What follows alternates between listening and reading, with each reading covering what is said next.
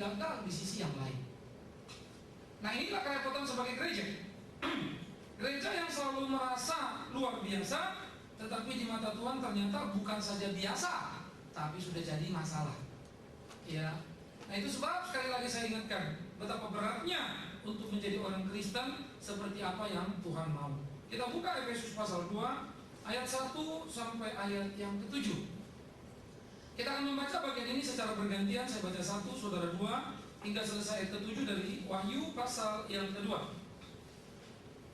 Tuliskanlah kepada malaikat jemaat di Efesus, inilah firman dari Dia yang memegang ke-7 bintang itu di tangan kanannya dan berjalan di antara ke-7 kaki dian emas itu. Aku tahu segala pekerjaan dari jerih payah maupun ketekunan. Aku tahu bahwa engkau tidak dapat bersabar dengan orang-orang yang jahat, Bahwa engkau telah mencobai mereka yang menyebut dirinya rasul, tetapi yang sebenarnya tidak demikian, bahwa engkau telah mendapati mereka berdusta. dan engkau tetap sabar dan menderita oleh karena namaku, dan engkau tidak mengenal lelah. Namun demikian aku mencela engkau karena engkau telah meninggalkan kasihmu yang semula. Sebab itu ingatlah betapa dalamnya engkau telah jatuh. Bertobatlah dan lakukanlah lagi apa yang semula engkau lakukan. Jika tidak demikian, aku akan datang kepadamu dan aku akan mengambil kaki dianmu dari tempatnya, jikalau engkau tidak bertobat. Tetapi ini yang ada padamu, yaitu engkau mengikuti segala perbuatan penipu-penipu Nikolaus yang juga berbenci. 7 sama-sama, 1 ya. Siapa bertelinga hendaklah ia mendengarkan apa yang dikatakan Roh kepada jemaat-jemaat. Barang siapa benar, dia akan diberi makan dari pohon kehidupan yang ada di taman Firdaus Allah. Saudara yang kekasih, kita akan memikirkan jemaat Efesus, satu jemaat yang sangat unik sekali, menjadi gereja pertama yang disurati oleh Yohanes yang dikirimkan. Nah, pada waktu kita melihat bagian ini, ya, kita memperhatikan betul-betul situasi atau kondisi yang ada. Ya, dikatakan tuliskanlah kepada malaikat jemaat di Efesus. Saudara tidak perlu berpikir itu malaikat yang ada di Efesus yang terima. Ya, kata malaikat jemaat di Efesus bagi gereja mula-mula adalah satu keyakinan bahwa tiap jemaat itu dijagai oleh satu malaikat, itu maksudnya. Sehingga malaikat jemaat itu lebih mengacu memang untuk kepada jemaat yang ada di Efesus, ya, yang dituntun dibimbing. Tapi ada orang kemudian kedua mengatakan bahwa itu dimaksud adalah para pemimpin yang memimpin jemaat.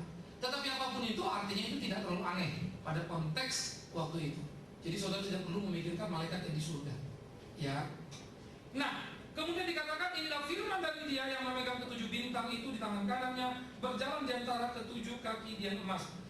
Inilah firman dari Dia. Ini adalah Kristus yang berbicara sebagai kepala gereja yang sejati. Maka sebagai kepala gereja yang sejati, Dia mengirim surat kepada 7 gereja dalam 7 jenis. Dan Dia menegur gereja itu dari pergumulan-pergumulan dan kehidupan-kehidupan dan apa yang mereka kerjakan. Ya, Dia adalah kepala gereja yang sejati. Nah, oleh karena itu ini menjadi pemikiran serius bagi kita. Teguran yang sama juga diarahkan kepada kita. Nah, kita harus berhati-hati. Efesus terletak di Turki sekarang ini, merupakan provinsi dari Roma karena Roma menguasai teritorial itu pada waktu itu semuanya. Ya,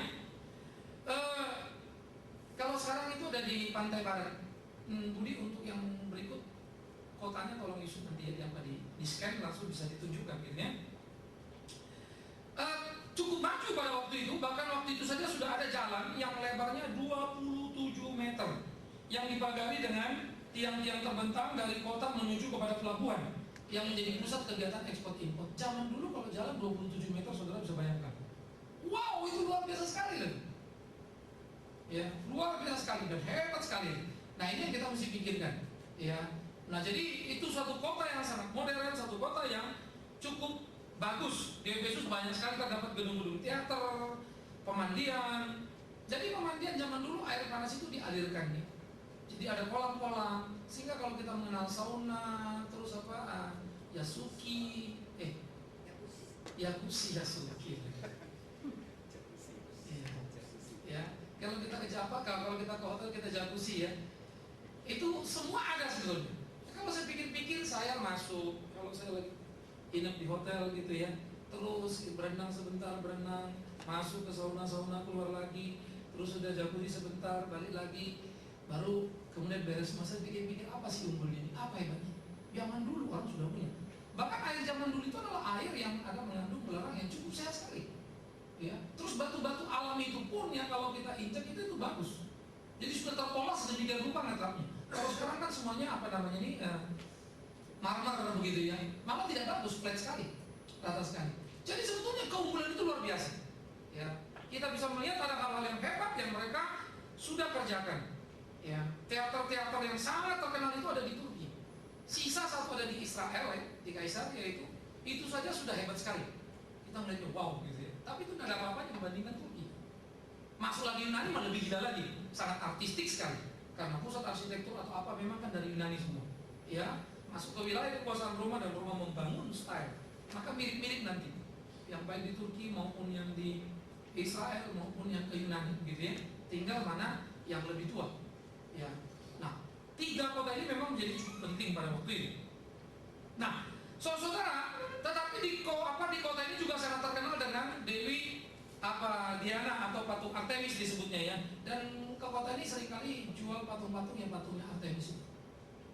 Ya. Nah, itu menjadi ciri khas daripada kota Efesus karena memang 7 gereja ini rata-rata kota-kota itu adalah kota di mana berhala juga sangat hidup. Jadi gereja itu bertarung dengan kesesatan, bertarung dengan berhala secara langsung. Karena itu kalau kita sekarang mengeluh dalam pertarungan sebetulnya dari dulu juga gereja sudah mengalami itu, bukan saja kita begitu ya. Nah, ke Efesus ini pula Timotius pernah diutus oleh siapa? Paulus untuk menolong orang-orang di sana yang sudah dikacau balaukan, baik oleh orang-orang yang mengaku Yahudi yang sangat bijak, sangat hebat begitu ya, menimbulkan kekisruhan, kekacauan karena adanya sinkretisme pada masa itu. Ya. Nah, jadi kita melihat saudara bagaimana pertarungan-pertarungan di tengah-tengah kehidupan itu sangat-sangat luar biasa dan gereja harus terus bertumbuh di tengah-tengah kehidupannya. Ya.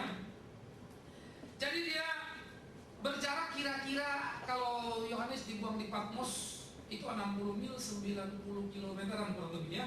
Karena Patmos itu kita mesti pulau, jadi nyebrang.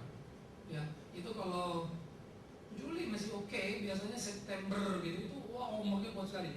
Udah nggak bisa nyebrang lagi.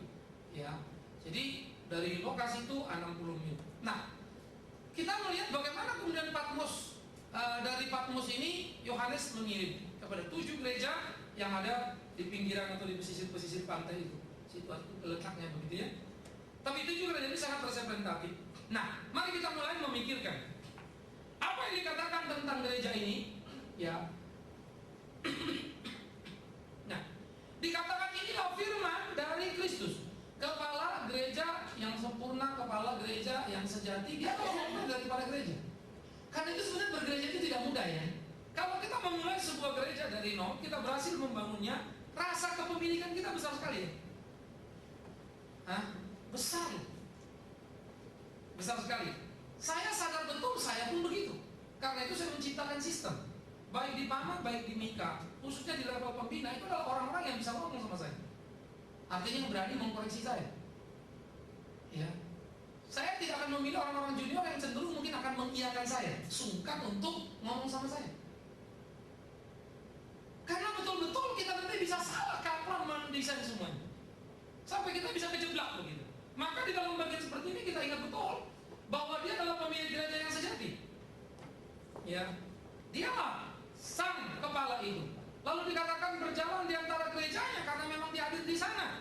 Jadi dia tahu apa yang dikerjakan gereja, bagaimana gereja itu, dia tahu betul.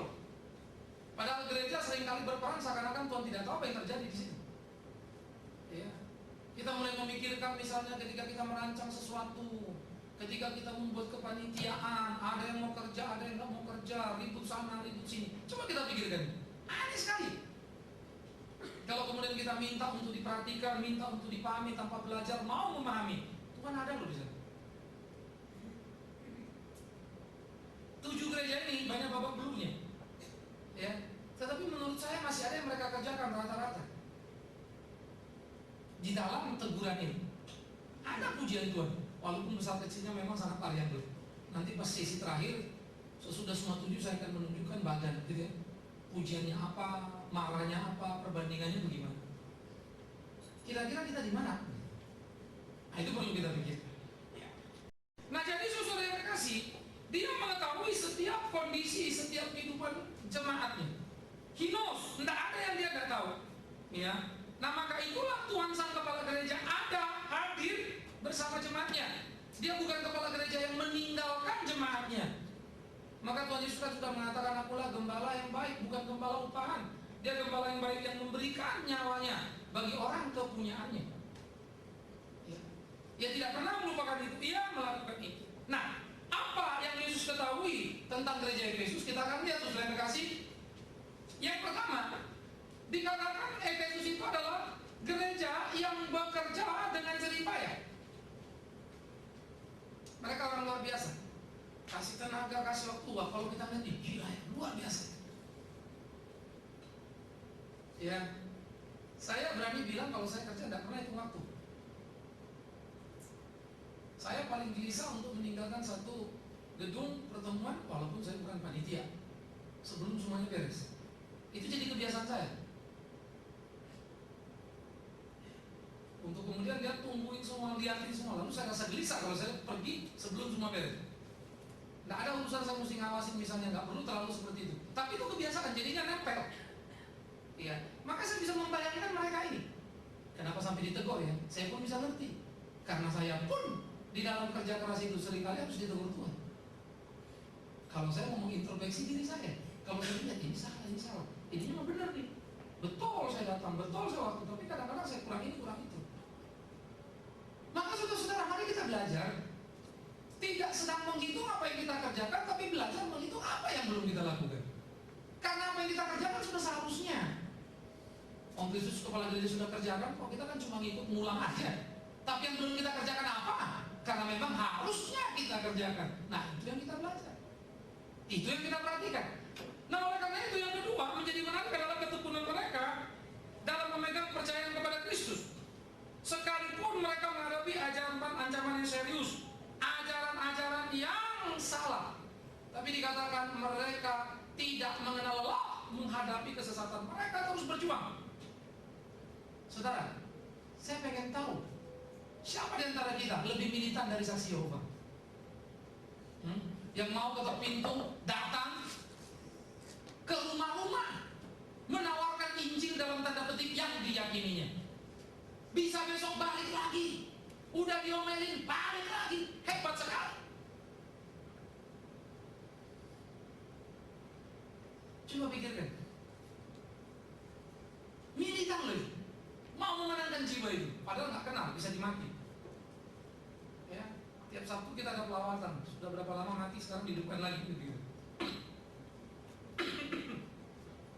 Betapa sulitnya mau pelawatan. Padahal yang kita melawat siapa? Saudara kita sendiri, bukan musuh. Tidak mungkin saudara melawat dimaki-maki. Yang ada juga saudara melawat pasti yang dilawat berterima kasih, kecuali salah melawat. Yang mau dilihat siapa, yang didatangin siapa, ya bisa repot begitu ya. Tapi tidak ada orang datang melawat untuk tahu kondisinya bagaimana, lalu orang itu marah-marah. No, dia happy, dia enjoy, disambut. Semangat kita masih kurang. Bayangkan saksi Yehova. Saya nggak bicara dulu. Sekarang hebatnya dia ketok pintu. Saya pernah pas mau keluar rumah dia, Pak bisa waktu sebentar. Wis, mau ke mobil bisa waktu sebentar. Kenapa? Wah, saya saudara seiman. Klik, saya udah tahu istilah itu begitu ya. Ya, saya biarkan dia bicara terus. Terus dia ngomong, Pak ini ada majalah. Oh maafkan saya. Ya, saya nggak perlu majalah. Itu kan mestinya jual ya, dikasih gratis loh. Pak, Bapak jangan. Ini saya Bapak tidak perlu beli. Asal Bapak mau saya kasih. Kalau gitu terima kasih. Ya saya terima. Ya, saya terima, saya second dia. Sorry, tapi saya nggak bisa ngobrol lama-lama sama dia, karena saya harus berangkat. Gak apa-apa Pak, Tuhan memberkati Bapak. Waduh, gila ini. Yang mana yang terlihat itu mana saksi Yehova ini? Hei, luar biasa loh, dikasih buku saya naik mobil. Tapi saya harus mengatakan, nalar saya terus mulai memuji. Wow, hebat sekali dong. Ini kalau jemaat begini, apa dia gak enjoy? Hah? Apa gak lolos kita? Apa gak tertarik orang untuk pindah? Sekarang banyak sekali gereja bikin dan menciptakan masalah, saudara.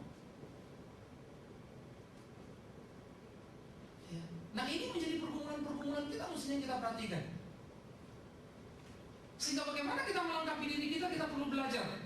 Sehingga gereja ini tentu jadi gereja yang kita rindukan, kita mimpikan untuk bisa semua lini ambil bagian, mengerjakan bagiannya masing-masing, sehingga bisa saling melengkapi. Alangkah indahnya, alangkah kuatnya. Ya, nah ini perlu untuk terus kita pikirkan. Nah oleh karena itu, ketekunan orang-orang Efesus ternyata juga nggak cukup. Mereka kuat menghadapi ajaran sesat. Mereka gigih luar biasa. Mereka bertarung. Berarti itu umat terus baca Alkitab lagi, besok kasus lagi, buka lagi, kasus lagi, belajar lagi. Bagaimana mau menghadapi orang yang bergaul akrab dengan firman, orang yang luar biasa. Dan jangan lupa, mereka memang mempunyai doktrin yang ketat. Mereka memuji orang yang mengaku rasul dan membongkar kepalsuan-kepalsuan mereka. Kelompok Nikolaus dan kawan-kawannya dibongkar habis oleh orang-orang di Efesus. Karena ternyata mereka memiliki pemahaman yang salah. Mereka palsu semuanya. Bisa dibuktikan. Artinya apa? Orang-orang di Efesus adalah gereja yang punya doktrin yang unggul, yang ketat, yang kuat, yang bisa menelanjangi kesesatan. Sampai bisa dicela. Dan Kristus memuji untuk itu. Aku tahu apa yang kau kerjakan. Aku tahu jerih payahmu sangat lelah. Aku tahu ketekunanmu memegang kebenaran. Aku tahu. Bukan Yesus tidak tahu. Jadi gereja Efesus dipuji, yes, dari segi pengenalan akan Tuhan, dari segi doktrin yang benar. Dipuji, yes. Usaha menelanjangi kesesatan, dipuji, yes. Wah, saya kira kalau kita gereja seperti Efesus pasti senang kita setengah mati ya. Maka kita pikir sudah selesai tugas kita. Lalu kita berpikir kita lah pewaris-pewaris surga ini. That is no. Itu ternyata belum semua. Kita baru mengerjakan separuh ternyata. Padahal kalau kita membuat pembinaan tanpa sadar, kita terjebak di situ. Kita latih orang, mumpung ini tansi kuat begitu kan? Tapi emang tidak begitu. Asal kita tidak bisa buktikan dia salah, dia buktikan sesat, beres semuanya. Itu tahap saya beberapa tahun yang lampau. Saya juga begitu, berpikir kalau itu sudah beres. Tapi kemudian waktu bergaul dengan dunia, melihat realita di lapangan, makin lagi baca Alkitab, wow. Saya kalau ikut kelas begitu ya, kuliah, beberapa mata kuliah saya ulang dengan dosen yang berbeda. Kemudian kita coba interaksi, saya berarti karena saya sebetulnya lebih butuh input. Saya nggak terlalu pusing lagi dengan nilai begitu ya, mau berapa pun tidak peduli. Dan saya tidak terlalu peduli lagi misalnya itu kapan sampai selesainya, tapi saya lebih menyerapnya. Ini yang saya butuhkan. Untuk saya menyerap terus kita interaksi ngomong. Karena waktu kita posisi manusia mahasiswa gitu ya, terus dosen ngeliatin gereja seperti klik, kadang-kadang kita juga ke situ. Benar juga ya. Kalau lagi teduh, tenang, posisi beda, kita mikirnya enak. Tapi nanti balik ke posisi kita, ya, self control dibutuhkan, kita nggak punya sekali. Kita bisa jadi salah. Nah karena itulah saya makin ngerti kenapa suami istri itu diciptakan Tuhan tidak sama. Terjadi saling kontrol sebetulnya kan. Manis sekali ya, indah sekali.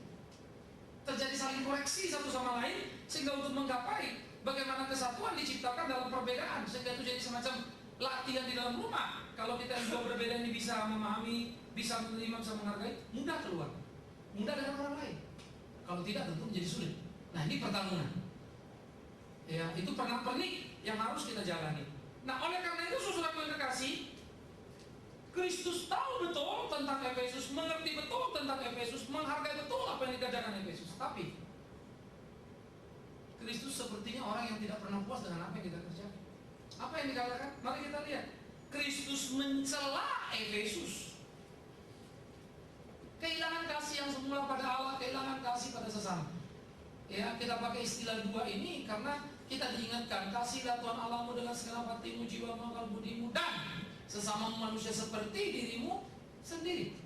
Kasih mula-mula ini coba kita lihat gambarannya dalam Yeremia pasal 2 ayat 2. Apa yang dilukiskan oleh Yeremia? Penggambarannya dikatakan begini, Yeremia 2 ayat 2. Pergilah memberitahukan kepada penduduk Yerusalem dengan mengatakan, beginilah firman Tuhan, aku teringat pada kasihmu pada masa mudamu, kepada cintamu pada waktu engkau menjadi pengantin, bagaimana engkau mengikuti aku di padang gurun, di negeri yang tiada tetaburannya. Gambarannya ternyata kasih mula-mula itu memang pas digambarkan seperti seorang muda yang jatuh cinta, pengantin yang baru saja dari pengantin. Tetapi kemudian mereka akan menghadapi rutinitas. Tetapi ketika pengantin ini menghadapi rutinitas sebagai suami istri, ingat, kekeringan terjadi, tapi bukan berarti hubungan suami istri putus, enggak kan? Tetap suami istri. Tapi romantismenya sudah berkurang dari mula-mula. Ketulusan dalam mencintai sudah mulai menjadi dengan perhitungan. Semua bergeser secara natural, aneh sekali. Dimakan waktu dan pergaulan, tekanan yang kita terima. Tapi kita tidak boleh seperti itu, Tuhan marah. Bagaimana dengan Efesus? Saya akan gambarkan. Ya, bagaimana knowing teologinya itu begitu kuat, tapi doingnya menjadi lemah. Kenapa? Karena dalam pengetahuan mereka terus belajar. Mula-mula kita belajar, oh Tuhan, kasih hikmat kan gitu ya. Lama-lama waktu kita sudah tahu semua sebagai satu paket knowledge, kita nggak anggap lagi itu hikmat dari Tuhan. Perasaan itu hilang. Walaupun kalau ditanya, ini kemurahan Tuhan. Tapi sebetulnya sudah ada lagi.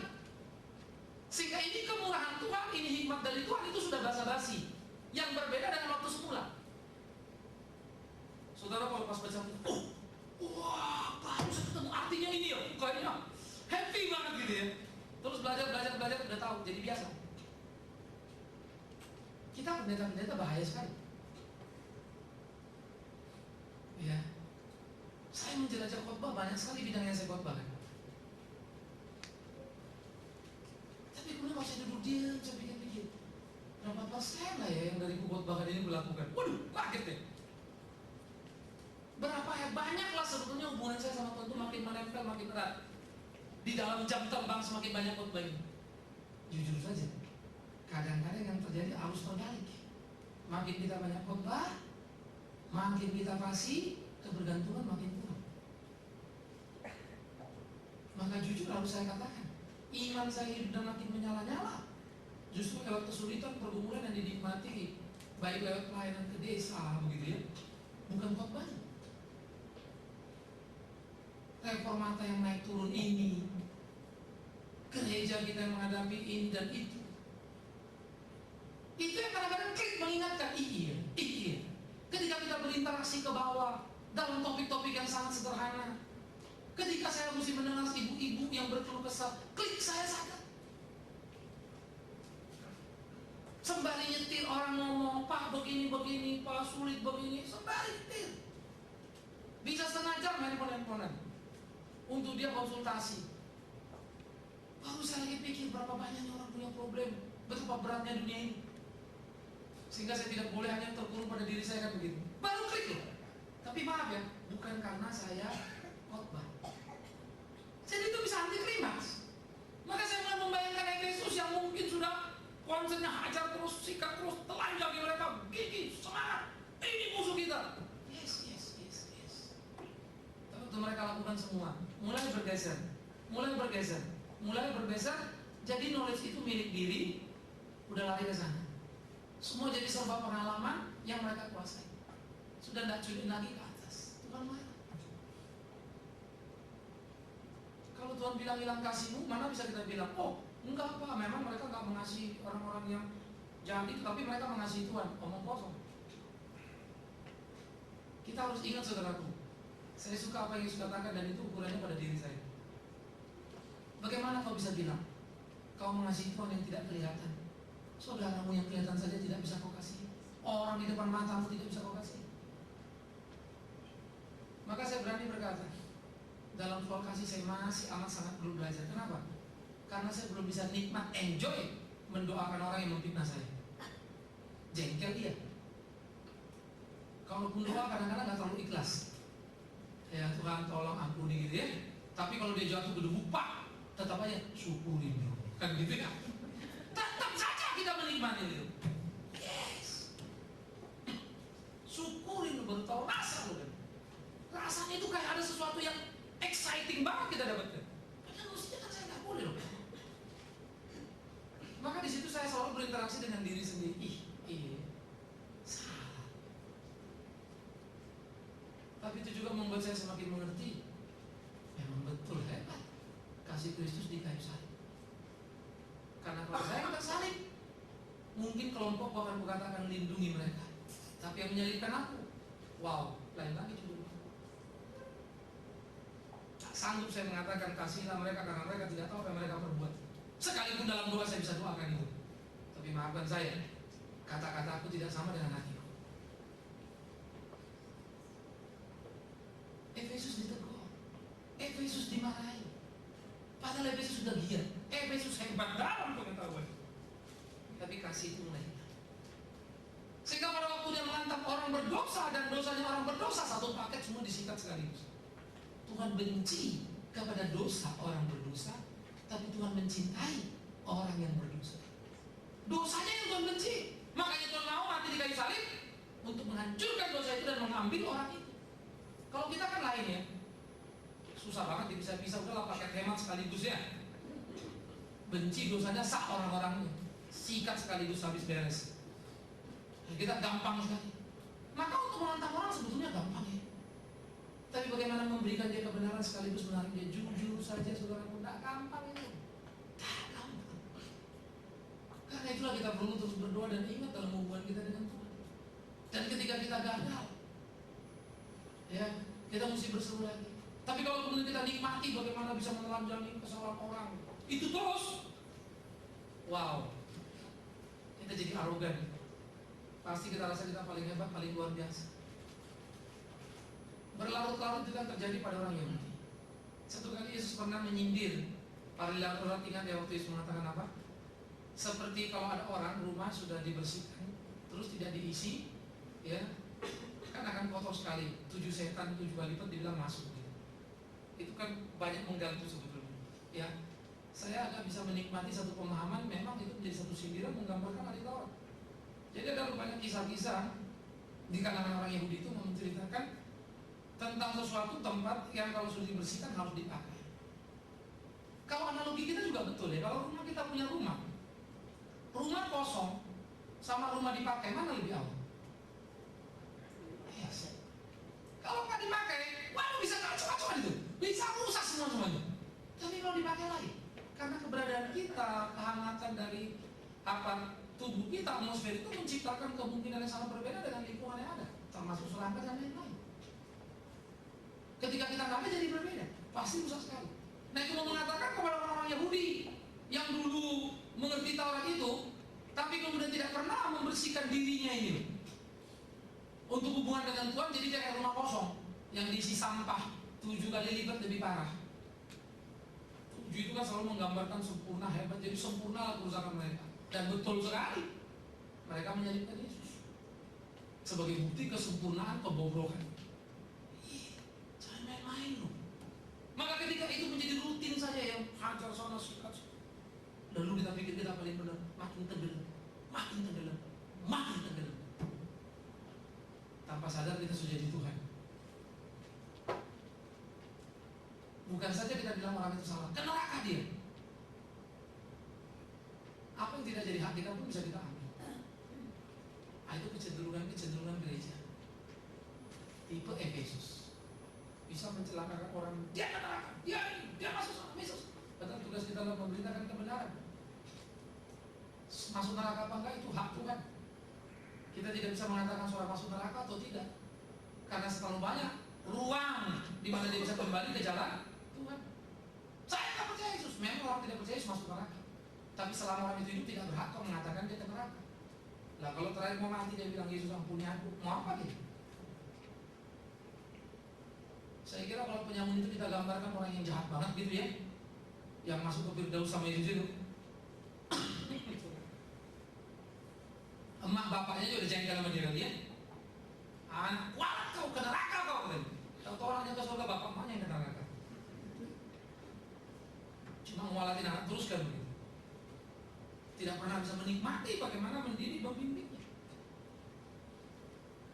Nah saudara, itulah gereja Efesus yang kemudian kehilangan itu sampai akhirnya mereka tanpa sadar di dalam menyuarakan kebenaran untuk menelanjangi orang, muncul kebencian pada orang itu. Awas, psikologis kalau kita mau jujur itu seringkali terjadi dalam hidup kita. Tapi kalau kita mengerti dalam konteks Tuhan, makin kita omong orang itu keras kepala, makin rasa kasihan muncul. Aduh ini orang bakal sesat jauh rasanya beban berdoa pun lebih kuat lagi.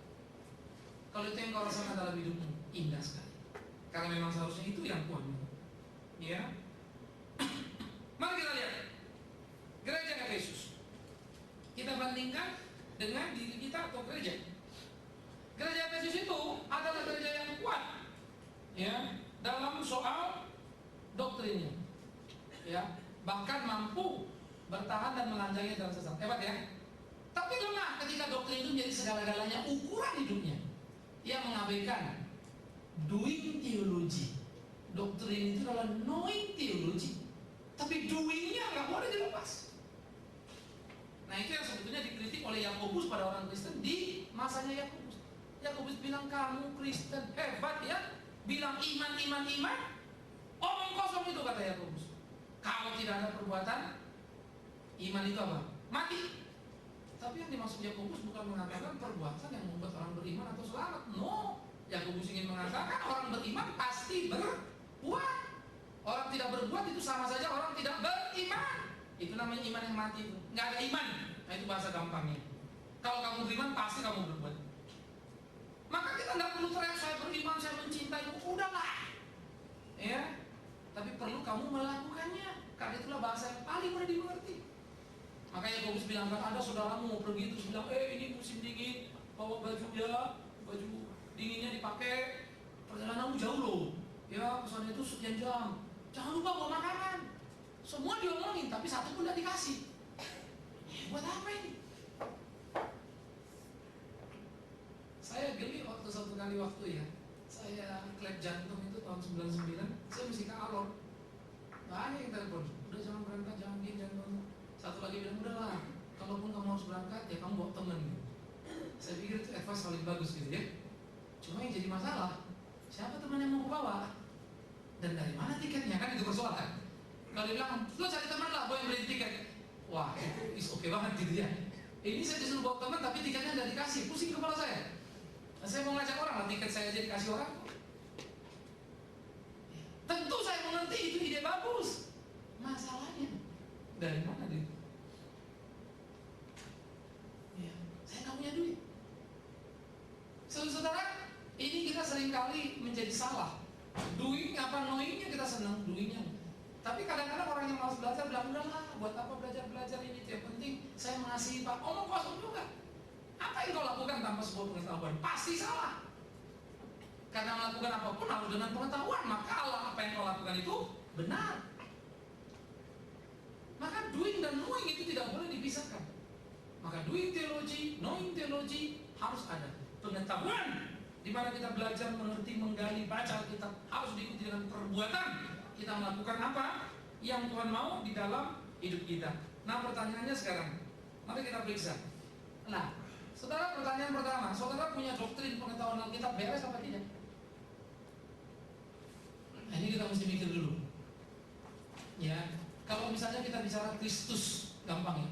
Saudara ngerti gak kelahirannya? Apa itu? Maka kelahiran itu menyangkut inkarnasi gitu ya. Apa itu? Ngerti gak kematiannya? Buat apa itu? Kenapa dia harus mati? Ngerti gak kebangkitannya? Apa impact daripada kebangkitannya? Dia naik ke surga. Kenapa mesti naik ke surga? Dia akan datang kembali. Bilakah itu? 5 ini misalnya kita belajar ya. Tentang Kristus kita mesti bisa jawab. Kita mesti bisa jawab. Kalau saya tanya saudara misalnya, kenapa sih Yesus harus lahir sebagai manusia? Kan dari surga gampang ya. Aku ampuni dosamu, bluk, langsung ampun toh. Siapa yang bisa nahan itu? Betul lah. Makanya orang bilang Allah Yesus sandiwara aja. Pura-pura jadi manusia, pura-pura mati, kok dia Allah? Banyak yang nggak ngerti jadi begitu. Kenapa dia harus jadi manusia? Supaya jadi sama kita Pak. Oke, kenapa harus jadi sama kita? Itu pertanyaannya kan. Karena sebetulnya ini kan berkaitan dengan tumbal dosa. Manusia harus dihukum, manusia harus mati karena dosanya. Tapi siapa manusianya? Hanya Yesus yang bisa. Kenapa Yesus? Karena semua sudah terlibat dosa turunan. Itu sebab Yesus harus dilahirkan dari perawan Maria oleh kuasa Roh Kudus. Nggak boleh oleh perkawinan Maria Yusuf. kalau kita ngerti yang basis-basis begitu ya, basic kuat, penting. Padahal kita belum tentu semua betul. Doktrin kita beres nggak? Kasihnya nyata apa semu?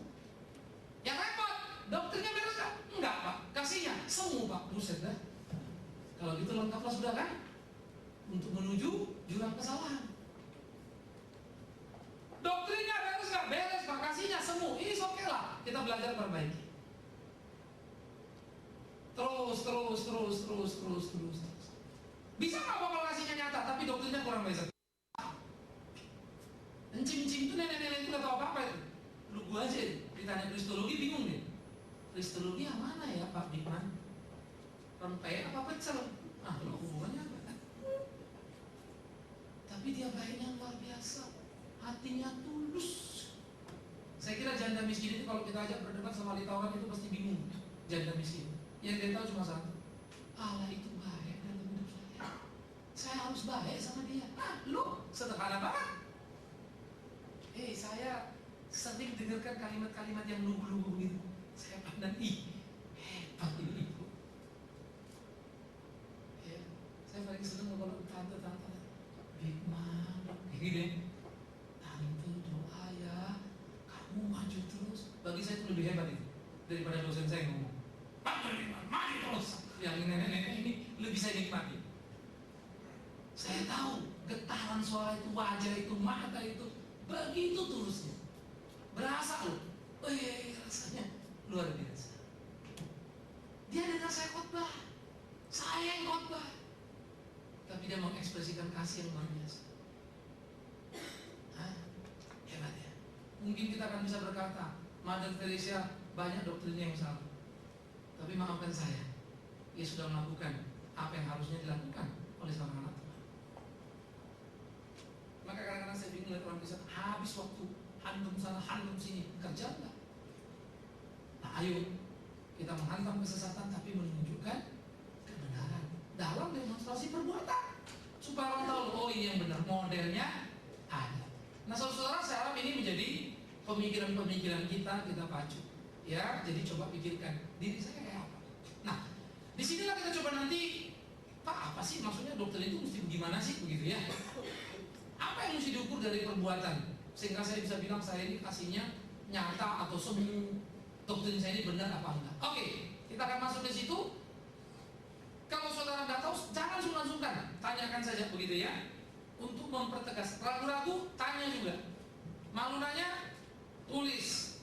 Nggak bisa nulis, nanya. Nggak nulis, nggak nanya, nggak tahu lagi aku kemana Bapak. Oke, siapa yang mau mulai?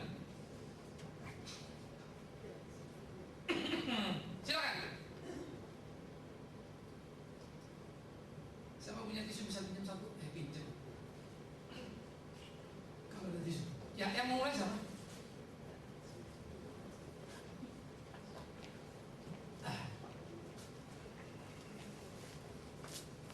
Thank you. Mari, ada yang nanya? Apa mau ditanyain?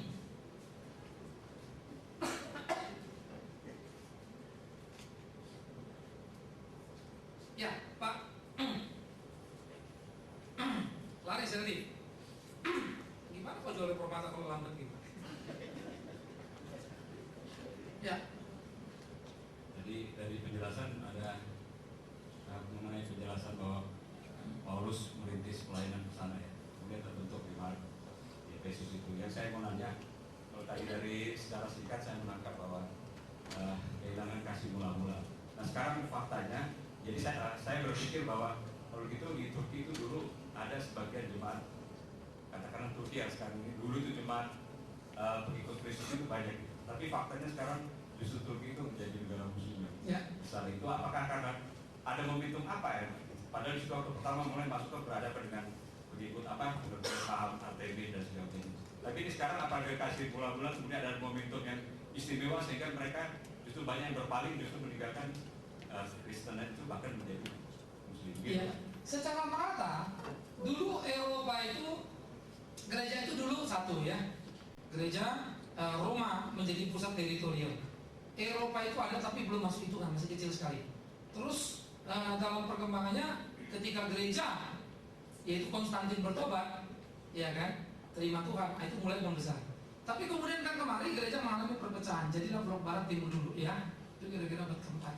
Jadi yang di barat itu jadi Rom Katolik, yang di timur itu adalah Konstantinopel, yaitu yang kita sebut dengan gereja ortodoks sekarang ini. Ya, itu mereka menyebut gereja ortodoks. Nah, ada lebih banyak Eropa Timur, ke Syria, daerah-daerah Timur Tengah. Ya, itu gereja ortodoks. Tapi dia tidak terlalu berkembang.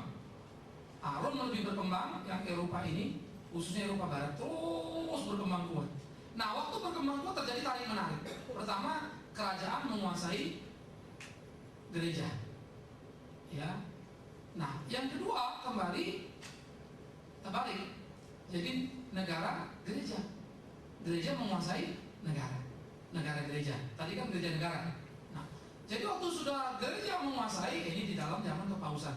Nah, munculnya surat pengampunan dosa itu kan di abad 11. Nah, pada waktu itulah bam, secara rohani kita udah merosot nih. Jadi sampai abad ke-6 aja kita bagus, 7-8 itu udah mulai pijuk gitu ya.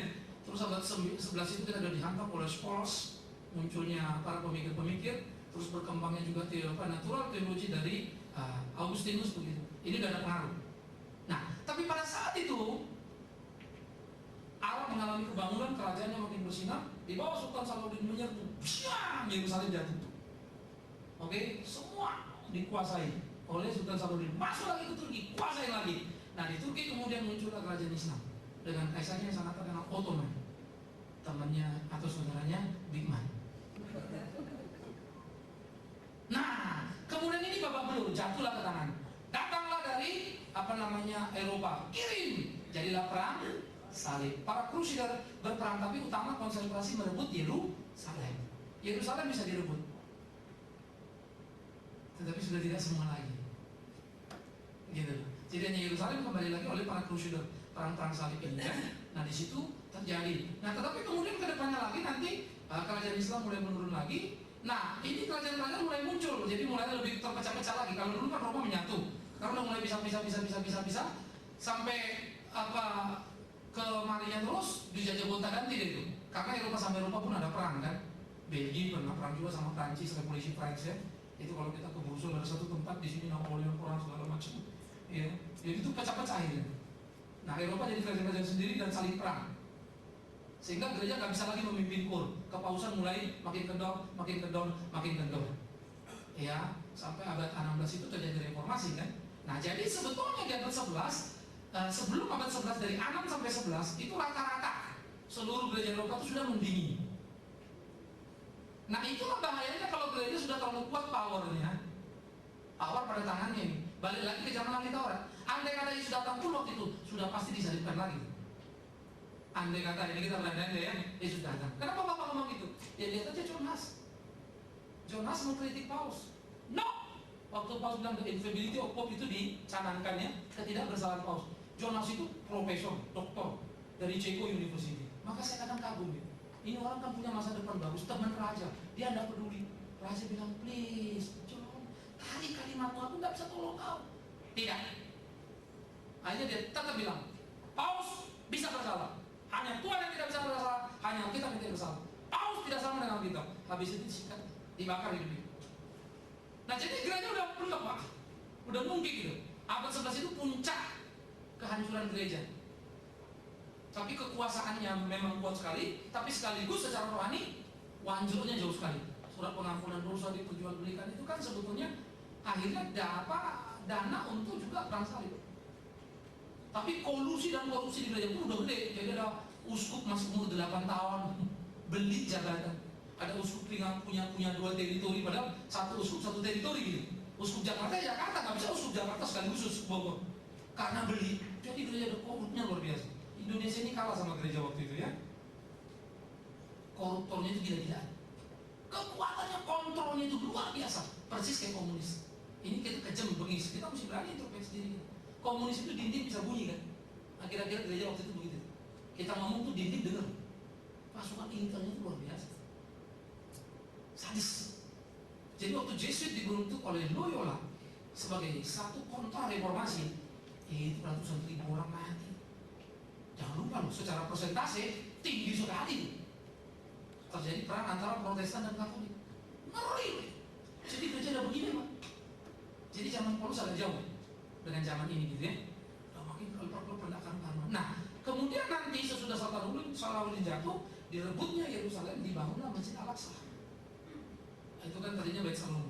Tapi Bait Salomo udah hancur tahun 70-an oleh Roma. Jadi abad 11 itu kan sudah beberapa abad lagi baru dibangun di situ. Dan di bawah puing-puing. Karena sejak 70 sudah jatuh sampai 1948 barulah Israel merdeka. Maka 1948 tahun Israel itu tanpa status, maka disebut Yahudi. Sebenarnya Israel tidak mau disebut Yahudi, Israel. Nah Yahudi itu saya masih cari data, tapi sejauh ini yang saya baru dapat itu ketika mereka dari pembuangan, di pembuangan mereka disebut Yahudi. Saya tanya di sana, mereka bilang kenapa istilah Yahudi bagi orang Yahudi? Paling tidak bagi orang Yahudi lah gitu ya. Jadi satu teman, ada orang Indonesia sudah lama di sana, Ibraninya lancar sekali. Kalau orang Yahudi kita tanya kenapa nama Yahudi? Yang antik, yang unik. Jadi itu sebenarnya kayaknya ejekan di zaman pembuangan. Ini aneh sendiri, antik sendiri. Kenapa aneh sendiri, antik sendiri? Satu-satunya bangsa yang tuannya cuma satu, ya Yahudi. Orang lain kan punya tuannya banyak. Lu aneh sih, lu tuan cuma satu gitu ya. Terus tuannya itu aneh lagi, nggak ada patungnya, nggak ada apanya. Jadi aneh banget di dalam pembuangan. Maka disebut Yahudi. Tapi itu nempel. Baru 1948 mereka canangkan kembali Israel kan. Nah, bayangkan itu 19 loh. Jadi abad 20 kan. 9 abad udah babak belur. Jadi jatuh dibangun sama Sultan Salahuddin balik. Terus Ottoman dari Turki beberapa tahun kemudian menjadi kuat di Turki. Udah kaisar Islam nih. Jadi udah kuat. Jadi waktu perang salib tidak sempat lagi merebut Turki dan lain-lain. Konsentrasinya cuma Yerusalem. Itu sebab Yerusalem Timur itu kan jadi Palestina. Maka minimal timur itu yang jadi negara bagian dari Palestina. Tapi Palestina sebetulnya adalah itu teritorial disebut Palestina zaman Roma. Jadi Roma membawa pekerja-pekerja Arab yang ditaruh di situ. Itulah orang Palestina sekarang. Palestina tidak sama dengan Filistin. Filistin udah habis itu, udah ada cerita lagi tuh. Nah banyak orang pendeta itu salah semuanya. Oh, ini adalah orang Filistin dulu. Lain. Orang udah dibuang ke Babel udah cerita udah nggak ada lagi Filistin ceritanya. Udah nggak ada bekas itu. Ya, itu Palestina itu kerjaan Roma sebetulnya untuk memperlemah. Salah satu teritorial atau daerah jajahan yang paling sulit ditaklukkan oleh Roma untuk dijinakkan itu, ya ini Israel dari dulu itu. Karena militansi sebagai bangsa pilihan kuat, sejarah mereka kan hebat gitu ya, pernah menguasai seluruh teritorial pada waktu itu zaman Daud, zaman Salomo. Maka mereka mimpi sekali masa militer itu datang lagi, dan itu yang mereka harap dan itu. Nah jadi Turki sudah jadi kerajaan Islam dengan Ottoman, dan Ottoman lah yang datang kemudian lagi ke Masjid Al-Aqsa dan melapis emas atapnya itu. Ya, kalau kita lihat gambar Yerusalem kan kuning ya, itu emas. Jadi Bung Karno mungkin niru itu kali, dibikin emas di Monas. Emas semua itu Ottoman. Ya, jadi maka jadilah ini Masjid Al-Aqsa. Ini turun ke bawah begitu, ini tembok. Ini kalau kita ke masjid ini di bawah. Nah, ini bawah ini tembok. Nah, ini tembok ratapan. Di sini Allah Akbar, di sini jodoh-jodohin kepala orang Yahudi di sini. Ah, sudah sana nyanyi dalam kita nah, itu orang Protestan. Yes, itu kalau saya kadang-kadang saya ketawa gitu. Gila ya, di sini tiga-tiganya bisa akur loh. Nggak ada yang ganggu-gangguan. Yang recok itu pendeta dari Indonesia jadi bikin isu macam-macam. Betul, lain. Ya, nah jadi saudara-saudara mesti memperhatikan itu ya. Nah makanya orang-orang di sana itu jadi polanya seperti itu. Nah ada di Bethlehem, terus beberapa tempat di Yerusalem itu kalau daerah Palestina dibatasi. Maka kalau kita mau masuk ke Palestina, masih Arab itu ada, tapi itu bukan Palestina. Mereka menyebutnya Arab, tapi yang sudah jadi orang Israel. Jadi Palestina itu Palestina murni, Arab yang Palestina karena negara. Maka di Bethlehem itu ada teritorial. Masuk itu diperiksa. Nah jadi itu barat itu Ramallah, ke selatan di bawah itu jalur Gaza, timur itu itu Bethlehem. Jadi Palestina itu 3 kota. Gila ya, Israel itu kurang ajar betul. Jadi kalau mau ke Bandung, mesti lewat Bogor kan, Bogor itu Israel. Terus ke sebelah sananya apa ini? Bekasi Cikampek lah gitu ya, mesti lewat Cibarusah kan, itu Israel. Jadi itu susah mereka. Nah yang demo itu cuma berani jalur Gaza sama Ramallah pusat pemerintahan. Nah, jalur Gaza itu banyak ekstremis juga. Tapi kalau Bethlehem nggak berani, paling lempar lari gitu saja. Tapi dia nggak berani dia. Tapi sampai sekarang memang kalau guide-nya itu Yahudi, begitu kita mau ke Bethlehem, ganti guide itu, guide lokal yang bimbing, nggak berani dia masuk. Ya. Nah ini yang kita mesti perhatiin memang ya, teritorial pembinaan. Maka waktu saya ke sana itu saya buat pemetaan sendiri lagi. Iya, begini rupanya jadinya. Jadi perubahan-perubahan itu kita bisa nikmati betul. Bagaimana? Jadi Turki itu gitu, menyedihkan. Sekarang di Turki Islamnya kuat sekali, ya majority sudah. Tetapi Turki itulah negara danci, karena dia masyarakat ekonomi Eropa. Satu pihak dia ikut EPE, karena kalau dia ikut ke Timur Tengah mati dia, kere dia, miskin dia, karena punya minyak air mau diandalkan seperti itu kan. Jadi dia mesti kehidupannya nempel ke Eropa supaya perekonomiannya bagus. Tapi sebagai tourism nantinya di Eropa dia akan bagus. Ya, jadi memang banyak pemandangan-pemandangan bagus. Terus kristal-kristalnya juga masih terkenal dari sana ya. Jadi sebetulnya industrinya itu kelihatan lah sisa-sisanya. Ya. Nah itulah Turki sekarang. Ya. Nah itu yang kita mesti perhatikan. Jadi kalau sekarang ini berat, mana-mana ada toa semua, masjid semua. Tapi mereka cukup moderat dibandingkan Timur Tengah yang lain. Yordania juga moderat. Yordania itu Natal lampu mah di mana-mana nyala, lampu Natal. Ya, Yordania itu sebenarnya Edom zaman dulu. Edom itu kakaknya siapa? Yakub. Yakubnya kan ke bawah. Nah Edom. Jadi Musa itu sebenarnya dari Mesir ada sedikit muter dia keluar dari Yordania sekarang itu ya. Naik Gunung Nebo dia lihat dan nyampe. Nah berhenti lah dia. Itu di Yordania. Nah nanti ini sudah ke bawah itu bisa kita melihat itu Israel. Kalau malam tuh lampunya bagus. Ya, mungkin waktu itu juga lampunya nyala kali ya Musa melihat ya. Cuma dengan iman kan gitu. Lampunya nyala loh. Itu Israel. Menarik ya. Jadi waktu saya kalau kesana itu selalu wow, luar biasa sekali, kagum sekali. Nah itu yang kita bisa lihat. Jadi Turki sekarang jadi sisa-sisa. Nah jadi kalau dari perjalanan itu sebetulnya Paulus sampai ke Turki, masuk lagi ke Yunani kan dia pernah ke Athena, dia bagus kan dia berkhotbah gitu. Itu luar biasa. Jadi jalan terus. Paulus memang jalannya jauh gitu. Akhirnya seumur hidupnya kalau saya hitung-hitung ya, ini orang kalau jalan-jalan gini terus ini seumur hidup jalan terus. Tinggal sini setahun, 2 tahun, 6 bulan, 5 bulan. Nah itulah untungnya tidak menikah. Lu iya bisa jalan terus kan? Saya kalau jalan terus bisa diteriakin saya. Anak saya kemarin nyeletuk sama mamanya, si Kenan gitu. Nah, kayaknya aku gak pengen di sini pendeta. Bukan apa kan gitu? Iya, kasihan anaknya ditinggal terus. Istri saya cerita gila loh, dia ngomong lu maklek, aduh matang. Saya pikir-pikir, ya, tapi Paulus buahnya sekali. Hebat ya? Makanya kita perlu berdoa terus nih, supaya jangan cuma sejarah. Kita ini kan kayaknya Kristen ini sejarah aja. Bagus kita itu sejarah loh, maaf ya. Orang Kristen jangan euforia ya. Orang Kristen jangan euforia. Jangan berpikir kita sudah menguasai semua. No, kita ada kehilangan di Inggris, Pak. Inggris masih tetap negara kita ada 50-50. Di Jerman lo boleh homo, boleh lesbi. Apa lesbi atau gay gitu ya. Belanda sama. Kita ngomong homo dosa, ditangkap, disulit. Gila dari negara Kristen. Kemarin saya cerita, di Jerman saya khotbah 9:30 diberhentiin.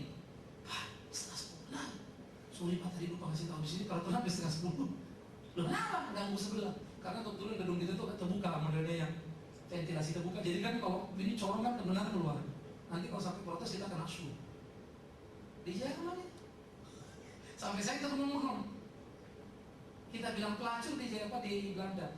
Pelacur kamu. Wah, kena su kita. Karena itu prostitution. Tidak boleh sebut itu pelacur. It's a job. Mereka bayar pajak. Makanya di sana banyak suami-suami jemput istrinya pulang kerja. Kita bilang pulang kerja apa? Istrinya diantar kerja ke hotel. Ya baik, dibukin orang. Maaf, selesai kencan di sana sejam atau 2 jam sesuai tarif, terus turun dong istrinya ya. Dijemput sama suaminya, ditanya dari mana? Jemput istri pulang kerja. Gila ini Belanda ini. Hah? Kalau kita kan di sini kan kita bilang suami apa? Kalau kita gantung suami begitu ya. Suami gila kau, masa istri kau kasih begitu kan kita bilang. Di sana enggak, yang gila kita bilang. Masa lu bilang istri lu nganggur cantik begitu? Buset dah, balik-balik cara ngomongnya. Ya, ini dunia, maka pergumulan kita enggak gampang. Saya melawan Buana pergi, dan kalau saya pergi ke Eropa, saya enggak mau cuma gitu. Sabtu saya pergi ke Singapura, terus bergaul ke bawah, tanya hidupnya kayak apa, ngobrol. Saya kalau perlu anak dampingin translator, saya tanya pertanyaan, mereka jawab apa. Ngeri. Memang Kristen. Sekarang pun begini Pak. Salah satu lagi di Göttingen salah satu kota yang cukup terkenal juga sekolah teologi. Di samping Tübingen yang memang sudah sangat liberal. Di Goti kan itu rektornya bilang Yesus bukan Tuhan kan gitu. Wah protes lah kan. Ini kan sudah isu yang sudah cukup lama begitu. Tetapi waktu di Gotingan itu tadinya sekolah cukup injili. Jadi waktu dibilang itu banyak yang protes. Terus saya tanya dong, rektornya udah turun nggak dikeluarin? Nggak bisa dikeluarin. Kenapa? Karena dia statusnya pegawai negeri. Pendeta di sana kan dibayar negara, bukan gereja yang bayar, negara. Dari pajak-pajak yang dipungut dari dari teks apa kita punya gaji. Nah itu dibayar untuk pendeta. Jadi pendeta di sana ada nggak ada jemaat nggak pusing dia. Kalau nggak ada jemaat dia pergi guide. Banyak pendeta jadi guide di sana. Bawain orang pada nggak ada kerjaan. Gereja-gereja kan dihafal semua kan, pendeta. Ini gereja ini. Wah, mau kalau tahu gereja mesti cari pendeta pengangguran begitu. Kita di-guide sama dia bagus sekali informasinya. Pasti tuh dia jago banget. Karena dia dibayar sama negara. Dan tidak bisa memberhentikan pegawai negeri yang sudah sekian puluh tahun. Gila deh. Sampai mati dia dibayar terus. Jadi dia maki-maki Kristen dia tetap dibayar sama negara. Tidak boleh. Nah itu rusaknya Jerman dan itu akhirnya jadi menggerogoti karena orang-orang Turki masuk sekarang di Jerman. Mulai eksis. Kuat masuk. Islam kuat sekarang. Senjata makan Tuhan. Itu Jerman. Lagi saya. Karena tadi boleh semua boleh kan. Islam masih rapi, masih ketat. Jadi Islam Eropa itu justru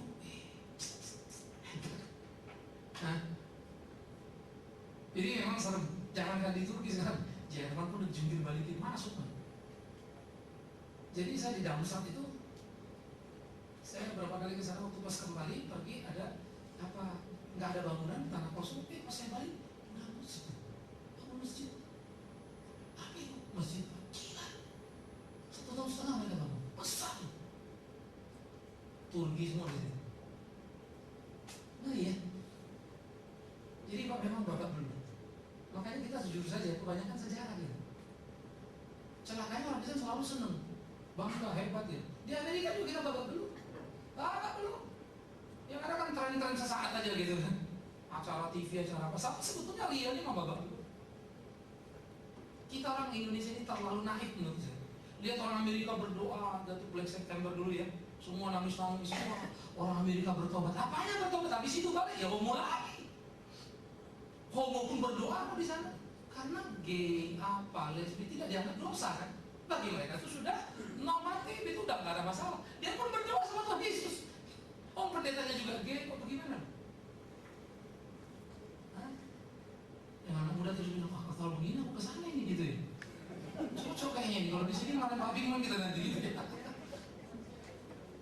Oke, memang berat gereja. Makanya yang kita disuruhin saya harap ya, 7 gereja kita perhatiin baik-baik. Kita babak belur, mesti bangun. Jangan sayang diri lagi ya. Manja-manja diri tak karu-karu. Kita mesti kerja, tapi punya aral. Ya, jangan euforia. Gembira kosong dulu ya. Oke, siapa lagi?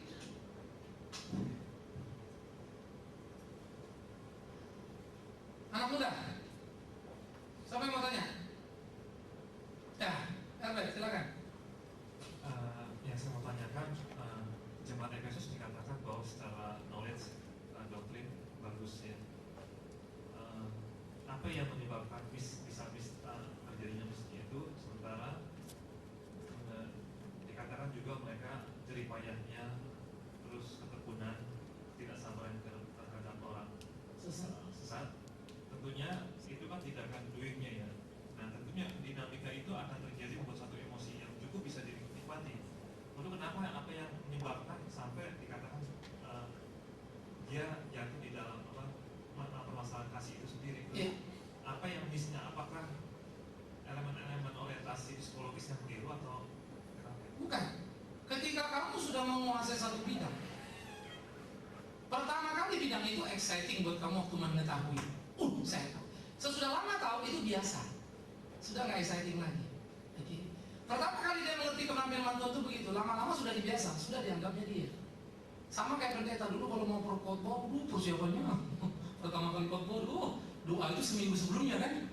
Doa terus. Sekarang habis khotbah pun dia lupa. Tuhan tadi belum doa aku. Sekarang aku berdoa kan begitu. Baru doa persiapan. Karena sudah menjadi bagian kebiasaan.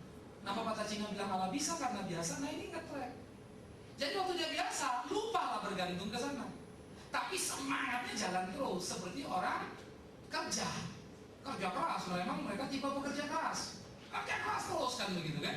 Tetapi sudah orientasinya sama, to myself, Tuhan Maha. Aku gak mau itu.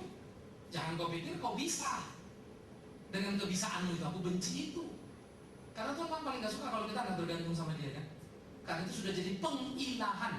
Jangan ada ilah lain di hadapanku kan. Termasuk diri kita pun bisa kita ilahkan, kita berhalakan. Ya. Jadi itu memang justru maka saya bilang tadi godaannya besar sekali. Yang tragis itu godaannya kan bukan di tempat yang salah ya. Artinya bukan dia kena klub bikin dosa, bukan. Maka kalau saya bilang nih, isu nanti ya ke depan ini, saya lebih setuju apa yang dikatakan Paulus. Orang kan gambarkan nih, antikristus nanti kita nggak bisa makan kan gitu ya. Ada chips, nanti kalau nggak ada chips kita susah ini susah itu. Ya elah kalau begitu mah sudah dialami oleh Smyrna, nanti bulan depan kita bicara. Udah dialami sama Smyrna itu, salah kita. Apa yang akan terjadi? Paulus bilang orang mencintai dirinya, jadi hamba uang, pesta pora, hedonisme, anarkisme, semuanya gila-gilaan. Itu yang dia muncul. Orang jadi materialistis, individualistis gitu ya. Kebebasan kan nanti akan jadi musuh yang paling berat yang kita nggak bisa stop.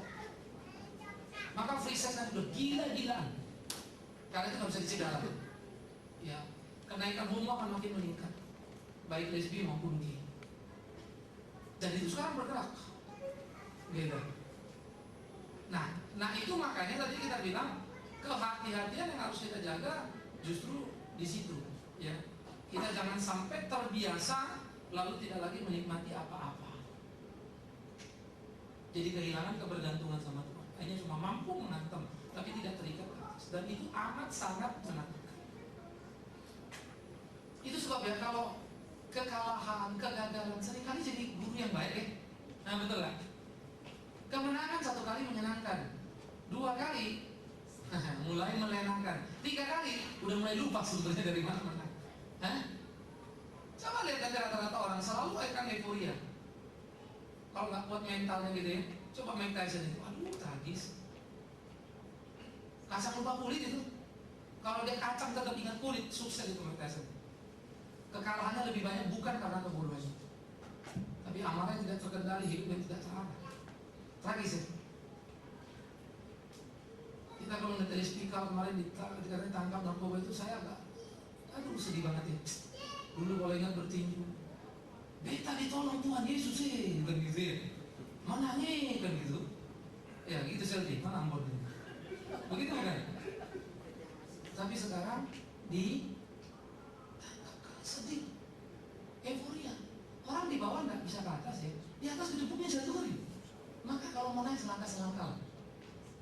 Maka ya artis olahraga itu bahaya karena bisa naiknya bukbok.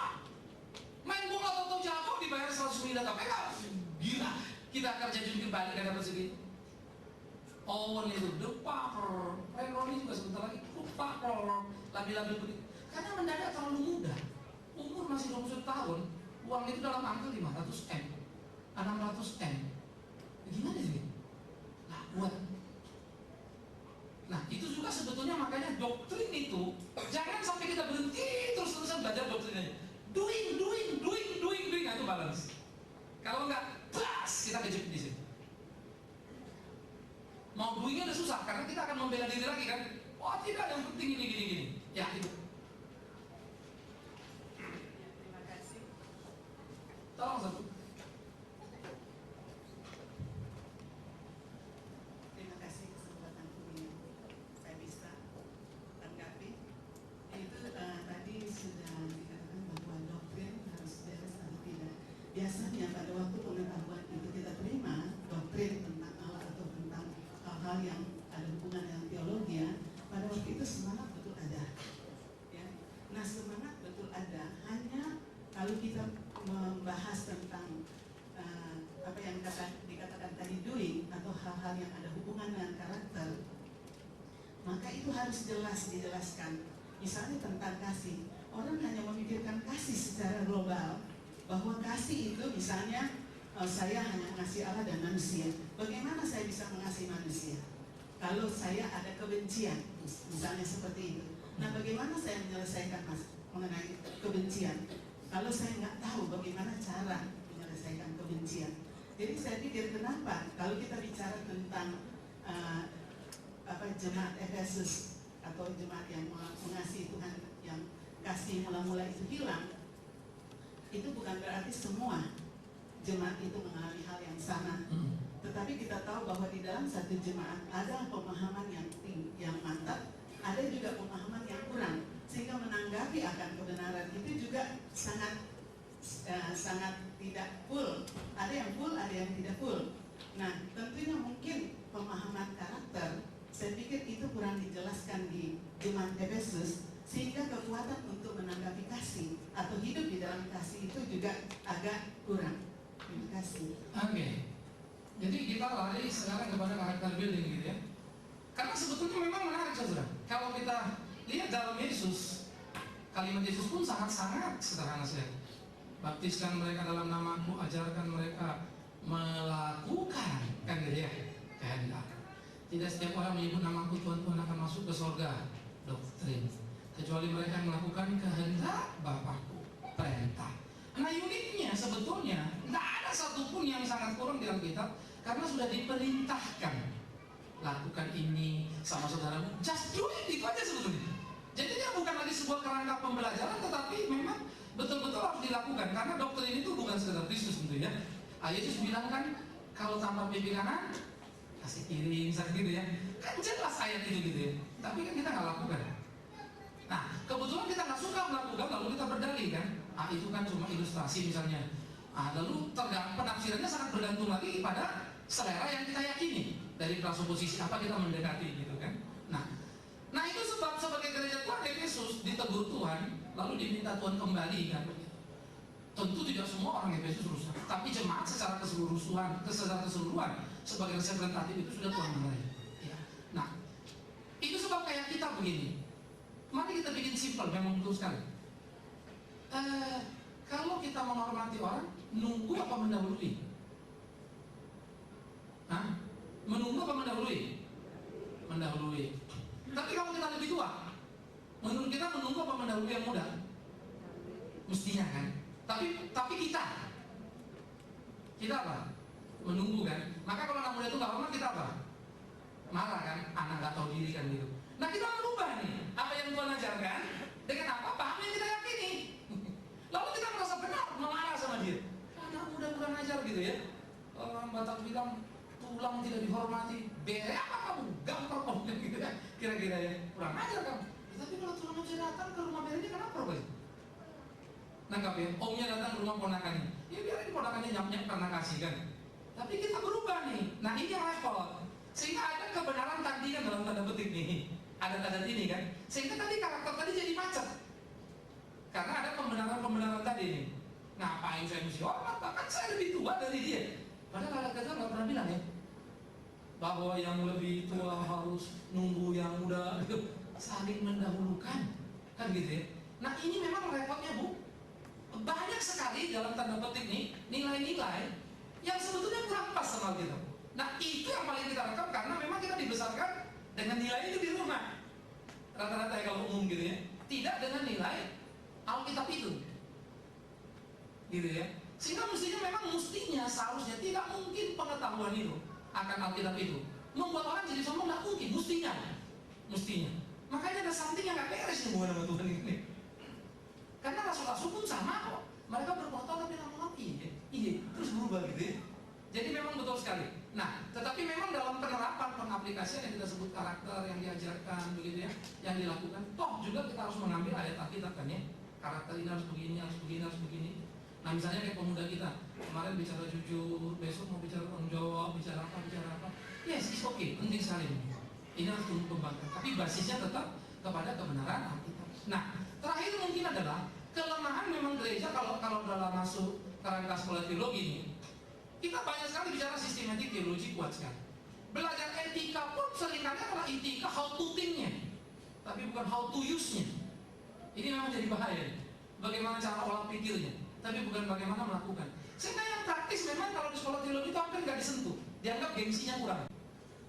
Misalnya bagaimana tadi ya, apa mengasihi tadi dalam praktis-praktis begini, itu memang jujur saja. itu kurang. Maka terjadilah dalam tanda petik, ini istilah tidak tepat, tapi saya juga nggak tahu mau pakai apa. Kesombongan rohani orang bilangnya, karena kalau orang rohani mestinya nggak boleh sombong ya. Tapi kira-kira begitu, rasa lebih hebat ya, arogansi lebih hebat, lebih jago, yang justru Tuhan tidak suka kan ya. Tapi terjadi karena tadi. Nah memang ini kalau dalam pendidikan sekolah teologi gagal di situ. Ya jujur. Jadi orang-orang itu begitu keluar khotbah hebat. Tapi kita lihat, ini orang gila. Khotbahnya jago tapi nggak sopan banget sih. Iya kan yang betul. Yang gampang-gampang loh menurut kita. Yang praktis-praktis dia nggak lakukan. Ya apa sih orang ini? Sederhana sekali. Ya. Ini pendeta khotbah jago, janji nggak ditepatin misalnya. Orang bilang gimana sih? Nah orang yang nggak ngerti khotbah tapi karena sudah terlatih menepati janji, konsekuen dengan apa yang dilakukan, jadinya jengkel kan ya. Nah ini memang seringkali jadi kontraproduktif. Ya, oke. Nah saya harap, oh ya terakhir oke. Satu lagi anak muda. Makasih Pak. Saya tertarik Bapak melihat kesalahan jemaat Efesus ini dari psikologi Pak. Bahwa psikologi manusianya yang membuat mereka jadi lupa akan Tuhan, tidak ketergantungan kepada Tuhan. Dan Bapak mengambil ayat referensi dari Yeremia 2 ayat 2. Dan itu juga karena faktor psikologi.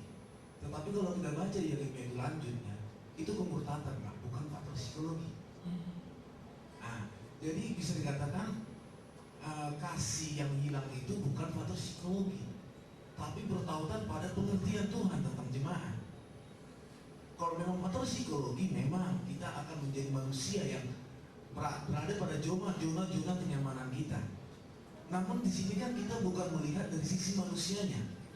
Di sini kan dikatakan, hai malaikat engkau pergi. Berarti perspektif Allah yang digunakan di sini, bukan perspektif manusia seperti Bapak ungkapkan tentang psikologi. Tetapi Allahnya yang di sini berbicara, bukan manusianya. Jadi kurang tepat kalau kita katakan di sini lebih mengarah pada psikologi, Pak.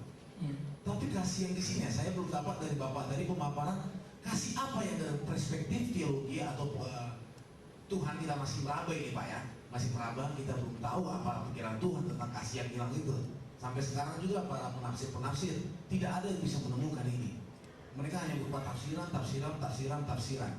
Tetapi di sini belum kita lihat kasih yang bagaimana. Bukan psikologi Pak, tapi pandangan Tuhan terhadap jemaat itu dari perspektif Tuhan. Makasih Pak. Psikologi itu apa ya? Psikologi, kejiwaan Pak. Kalau kamu mengasihi seseorang dengan rasa apa bukan?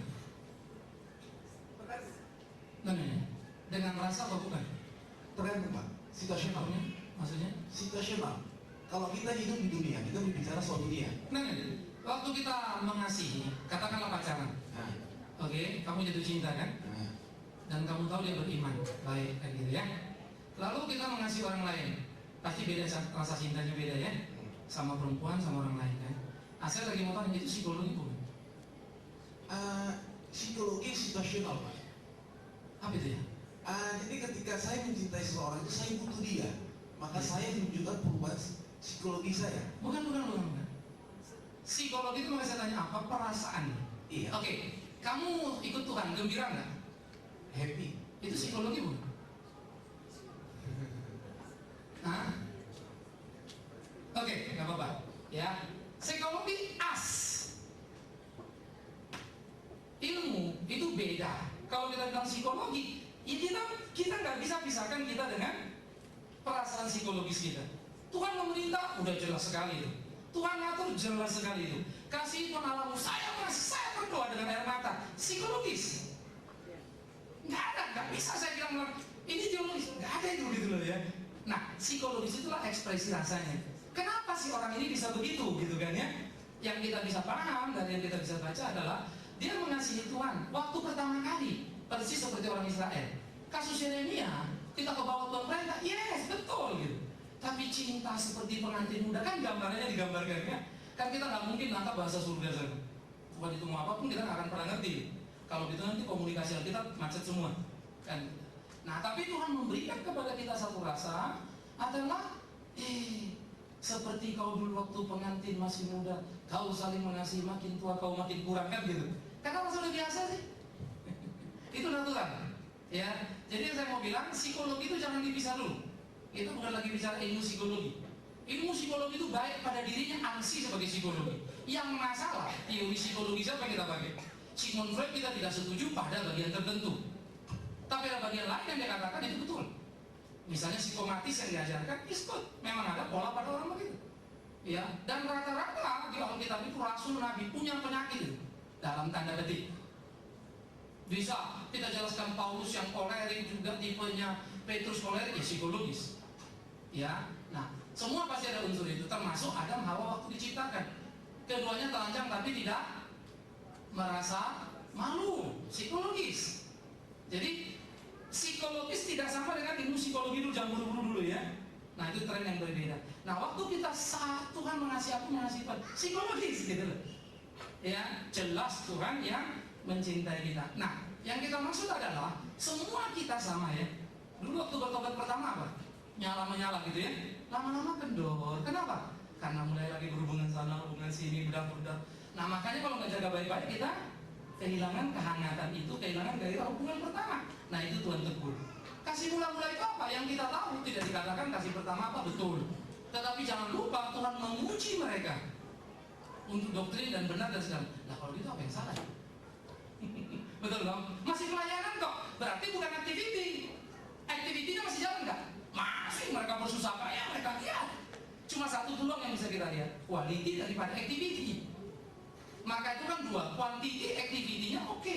Mereka kerja keras, mereka masih mau. Tapi quality activity yang jadi pertanyaan. Nah, waktu kita mengindikasikan tadi dari ini adalah, iya ini kayak pola ini, orang Israel itu dulu kan gitu. Wah indah, lama-lama bla bla bla bla bla bla. Nah itu sebab dari Mesir dibawa ke tanah perjanjian, diproses habis ya. Pertama mereka cinta terus naik dari Saul, masih kurang gerobak-gerobak, naik ke Daud, jadi mulai bagus terus begitu ya. Tapi kemudian mereka jatuh lagi, dibuang lagi ke Babel. Nah itu kalau kita lihat grafiknya selalu. Dan itu pola membentuk. Padahal mestinya kita begini. Ada jatuh tapi naik.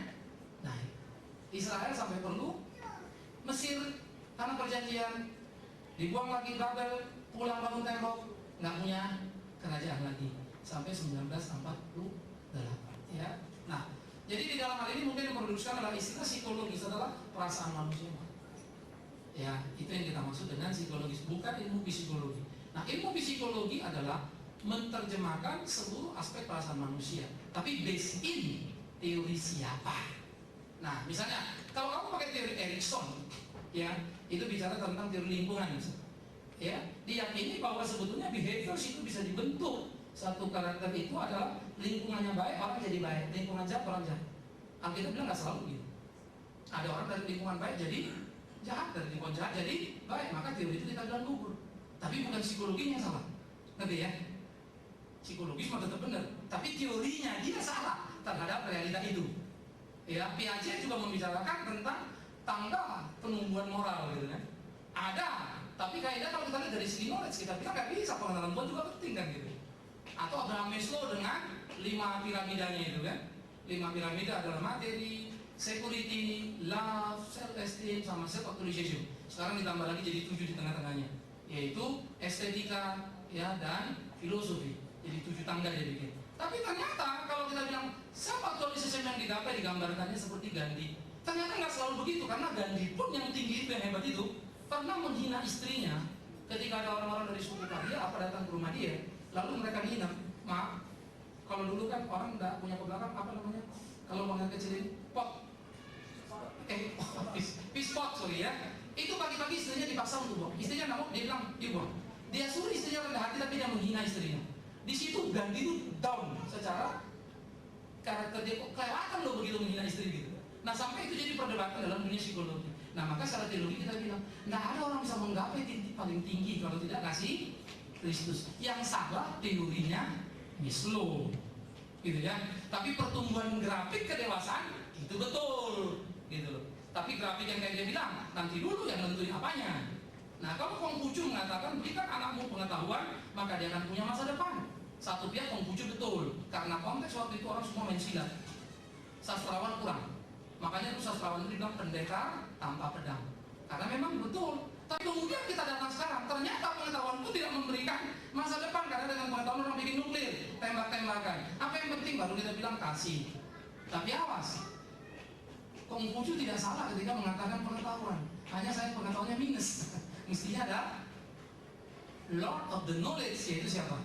Tuhan. Maka takut akan Tuhan adalah permulaan pengetahuan. Ternyata kita juga mengalami pengetahuan gitu ya. Oke, saya pikir sampai sini dulu selesai. Jadi saudara, yang penting kita pikirkan memang adalah terus mengkoreksi diri kita, memperhatikan hidup kita, menemukan kesejatian makna ya, supaya kita kuat tangguh dengan zaman yang baik. Mari kita berdoa. Tuhan, terima kasih untuk apa yang bisa kami renungkan dari firman-Mu. Kami berdoa, Tuhan tolong kami supaya sebagai gereja-Mu, ketika kami membicarakan gereja Efesus, kami juga dimampukan mengkoreksi diri kami, menemukan kesejatian panggilan kami menjadi seperti yang Tuhan kehendaki. Terima kasih Tuhan. Kami juga mau berdoa, menjalankan gereja-Mu, terus tuntun pimpin dalam cinta kasih-Mu. Kami berdoa untuk Pak Binsar sebagai gembala jemaat. Kami berdoa untuk semua pengurus, untuk semua jemaat, supaya kami bahu-membahu terus boleh melayani Tuhan. Begitu pula hamba-Mu dan Pak Gunar, supaya sungguh-sungguh kami juga diberi kekuatan dan memberi waktu yang lebih dan lebih baik lagi untuk pelayanan gereja yang Tuhan sudah percayakan ini. Terima kasih untuk pelayanan di Pama, di Mika. Terima kasih untuk Reformata dan banyak hal pelayanan radio yang sudah boleh dikerjakan. Tuhan dimuliakan. Kami juga mau berdoa untuk seluruh kehidupan rumah tangga, kami serahkan dalam tangan-Mu. Tolong anak-anak-Mu dalam kehidupan rumah tangganya, supaya mereka boleh merasakan sukacita, kebahagiaan, kemenangan yang dari Tuhan saja. Tuhan memberikan kepuasan, kenikmatan dalam hidup bersama dengan Tuhan. Tidak lupa pada akhirnya kami juga mau berdoa, menyerahkan dalam tangan-Mu untuk Ibu Yuni. Terus Tuhan berkati sertai dalam pemulihan kesembuhannya. Engkau menjaga, melindungi dia. Berkati obat yang dimakannya, istirahat, dan waktu yang dipakainya, biar semua mendatangkan kesukaan. Tapi lebih daripada itu kami berdoa, biar itu menjadi pengalaman-pengalaman pribadi dengan Tuhan, untuk terus makin menikmati hubungan beriman kepada Tuhan. Karena kami tahu tidak ada yang kebetulan dalam hidup kami, tapi biar semuanya kami jalani dalam kebersamaan kami dengan Tuhan. Rencana besok ke siang biar juga Tuhan tolong pimpin, supaya perjalanan ke Pekanbaru dan ke lokasi, kalau memang jadi kehendak Tuhan, biar jadi. Tuhan yang atur semuanya.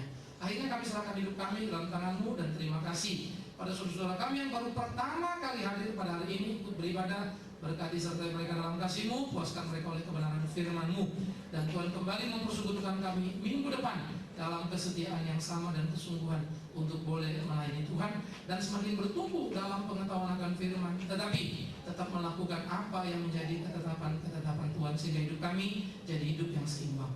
Dalam nama Yesus kami berdoa. Amin. Saya bilang kita bangkit berdiri, kita akan mengikrarkan